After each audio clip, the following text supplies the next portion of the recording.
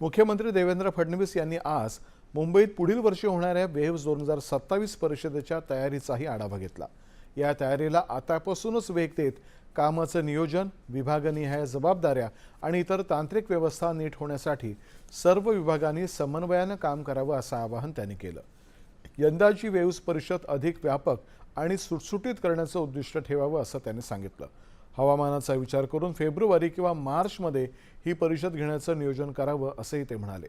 या बैठकीदरम्यान माहिती आणि प्रसारण मंत्रालयाचे सचिव चंचल कुमार यांनी मुख्यमंत्र्यांना 2027 मध्ये मुंबईत होणाऱ्या वेव्हजच्या दुसऱ्या आवृत्तीसाठी सुरू असलेली तयारी आणि प्रमुख उपक्रमांची माहिती दिली।